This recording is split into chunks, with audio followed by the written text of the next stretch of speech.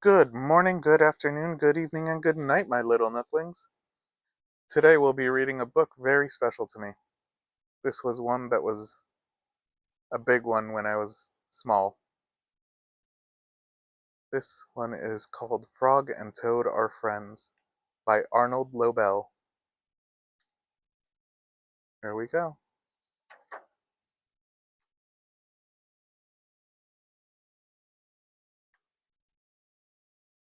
Spring. Frog ran up the path to Toad's house. He knocked on the front door. There was no answer. Toad! Toad! Shouted Frog. Wake up! It is spring! Blah! Said a voice from inside the house. Toad! Toad! Cried Frog. The sun is shining! The snow is melting! Wake up! I'm not here, said the voice. Frog walked into the house. It was dark. All the shutters were closed. Toad, where are you? Called Frog. Go away, said the voice from a corner of the room. Toad was lying in bed. He had pulled all the covers over his head. Frog pushed Toad out of bed. He pushed him out of the house and onto the front porch. Toad blinked in the bright sun. Help! Said Toad. I cannot see anything.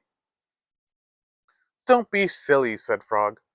What you see is a clear, warm light of April, and it means we can begin a whole new year together, Toad. Think of it, said Frog. We'll skip through the meadows and run through the woods and swim in the river. In the evenings we will sit right here on this front porch and count the stars. You can count them, Frog, said Toad. I will be too tired. I'm going back to bed. Toad went back into the house. He got into the bed and pulled the covers over his head again. But Toad, cried Frog, you will miss all the fun. Listen, Frog, said Toad. How long have I been asleep? You have been asleep since November, said Frog. Well then, a little more sleep will not hurt me. Come back again and wake me up about May. Good night, Frog.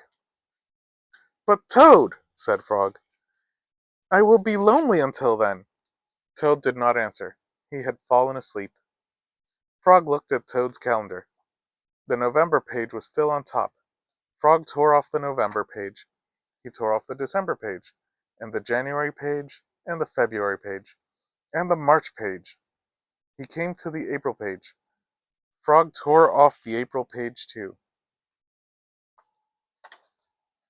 Then Frog ran back to Toad's bed. Toad! Toad, wake up! It is May now! What? Said Toad. Can it be May so soon? Yes, said Frog. Look at your calendar. Toad looked at the calendar. The May page was on top. Why, it is May, said Toad as he climbed out of bed. Then he and Frog ran outside to see how the world was looking in the spring. One day in summer, Frog was not feeling well. Toad said, Frog, you are looking quite green. But I always look green, said Frog. I am a frog. Today you look very green, even for a frog, said Toad. Get into my bed and rest. Toad made Frog a cup of hot tea. Frog drank the tea, then he said, Tell me a story while I am resting. All right, said Toad. Let me think of a story to tell you. Toad thought and thought, but he could not think of a story to tell Frog. I will go out on the front porch and walk up and down, said Toad. Perhaps that will help me think of a story. Toad walked up and down on the porch for a long time, but he could not think of a story to tell Frog. Then Toad went into the house and stood on his head. Why are you standing on your head? Asked Frog. I hope that if I stand on my head, it will help me to think of a story, said Toad. Toad stood on his head for a long time, but he could not think of a story to tell Frog. Then Toad poured a glass of water over his head. Why are you pouring water on your head? Asked Frog. I hope that if I pour water over my head, it will help me to think of a story, said Toad. Toad poured many glasses of water over his head, but he could not think of a story to tell Frog. Then Toad began to bang his head against the wall. Why are you banging your head against the wall? Asked Frog. I hope that if I bang my head against the wall hard enough, It will help me to think of a story, said Toad. I am feeling much better now, Toad, said Frog. I do not think I need a story any more. Then you get out of bed and let me get into it, said Toad, because now I feel terrible. Frog said, Would you like me to tell you a story, Toad? Yes, said Toad, if you know one. Once upon a time, said Frog, there were two good friends, a frog and a toad. The frog was not feeling well. He asked his friend the toad to tell him a story.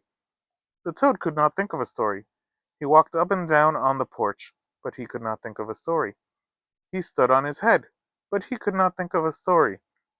He poured water over his head, but he could not think of a story. He banged his head against the wall, but he still could not think of a story. Then the toad did not feel so well, and the frog was feeling better.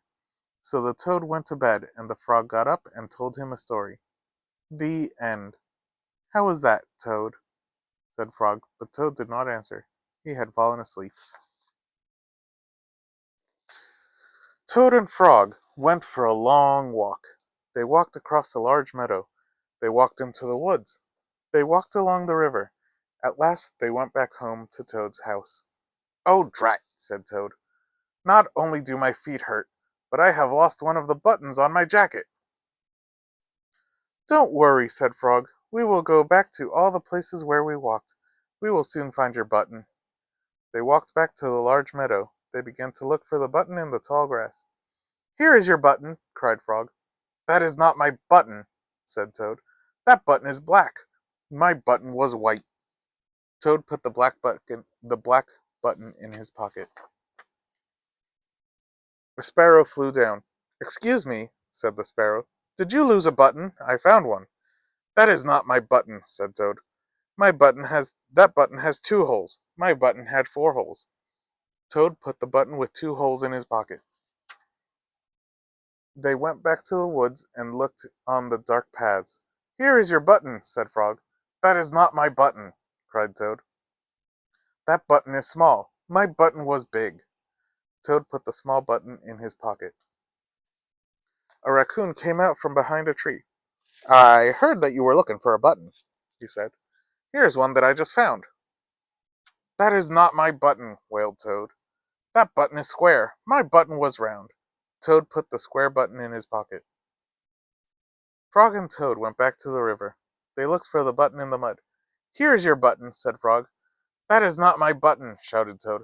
That button is thin. My button was thick. Toad put the thin button in his pocket.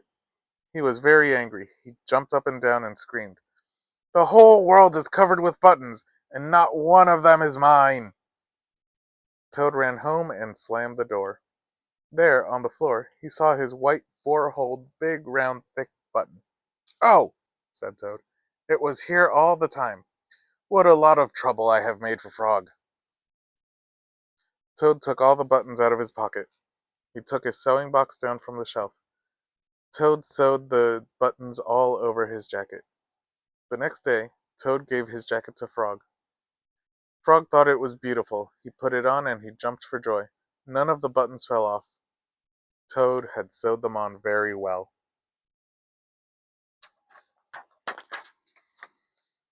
Toad and Frog went down to the river. What a day for a swim, said Frog. Yes, said Toad. I will go behind these rocks and put on my bathing suit. I don't wear a bathing suit, said Frog. Well, I do, said Toad. After I put on my bathing suit, you must not look at me until I get into the water. Why not? Asked Frog. Because I look funny in my bathing suit. That is why, said Toad. Frog closed his eyes when Toad came out from behind the rocks. Toad was wearing his bathing suit. Don't peek, he said. Frog and Toad jumped into the water. They swam all afternoon. Frog swam fast and made big splashes. Toad swam slowly and made smaller splashes. A turtle came along the river bank. Frog, tell that turtle to go away, said Toad. I do not want him to see me in my bathing suit when I come out of the river. Frog swam over to Turtle. Turtle, said Frog, you will have to go away. Why should I? Asked the turtle. Because Toad thinks that he looks funny in his bathing suit, and he does not want you to see him, said Frog. Some lizards were sitting nearby. Does Toad really look funny in his bathing suit? They asked. A snake crawled out of the grass. If Toad looks funny in his bathing suit, said the snake, then I, for one, want to see him. We want to see him too, said two dragonflies. Me too, said a field mouse. I have not seen anything funny in a long time. Frog swam back to Toad. I am sorry, Toad, he said. Everyone wants to see how you will look. Then I will stay right here until they go away. The turtle and lizards, and the snake and the dragonflies, and the field mouse all sat on the river bank. They waited for Toad to come out of the water. Please, cried Frog. Please go away. But no one went away. Toad was getting colder and colder. He was beginning to shiver and sneeze. I will have to come out of the water, said Toad. I am catching a cold. Toad climbed out of the river. The water dripped out of his bathing suit and down onto his feet. The turtle laughed, the lizards laughed, the snake laughed, the field mouse laughed, and Frog laughed. What are you laughing at, Frog? Said Toad. I am laughing at you, Toad, said Frog, because you do look silly in your bathing suit. Of course I do, said Toad. Then he picked up his clothes and went home.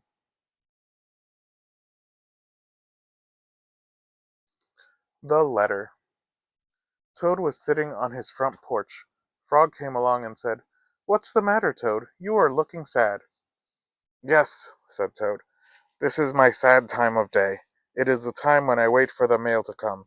It always makes me very unhappy. Why is that? Asked Frog. Because I never get any mail, said Toad. Not ever? Asked Frog. No, never, said Toad. No one has ever sent me a letter. Every day my mailbox is empty. That is why waiting for the mail is a sad time for me. Frog and Toad sat on the porch feeling sad together. Then Frog said, I have to go home now, Toad. There is something I must do. Frog hurried home. He found a pencil and a piece of paper. He wrote on the paper. He put the paper in an envelope, and on the envelope he wrote, A letter for Toad. Frog ran out of his house. He saw the snail that he knew. Snail, said Frog, please take this letter to Toad's house and put it in his mailbox. Sure, said the snail, right away. Then Frog ran back to Toad's house. Toad was in bed, taking a nap. Toad, said Frog, I think you should get up and wait for the mail some more. No, said Toad, I am tired of waiting for the mail. Frog looked out of the window at Toad's mailbox. The snail was not there yet. Toad, said Frog, you never know when someone may send you a letter. No, no, said Toad. I do not think anyone will ever send me a letter. Frog looked out the window, but the snail was not there yet. But Toad, said Frog, someone may send you a letter today. Don't be silly, said Toad. No one has ever sent me a letter before, and no one will send me a letter today. Frog looked out the window. The snail was still not there. Frog, why do you keep looking out the window? Said Toad. Because now I am waiting for the mail, said Frog. But there will not be any, said Toad. Oh, yes there will, said Frog, because I have sent you a letter. You have? What did you write in the letter? Frog said. I wrote, Dear Toad, I am glad that you are my best friend. Your best friend, Frog. Oh, said Toad, that makes a very good letter. Then Frog and Toad went out on the porch to wait for the mail. They sat there, feeling happy together.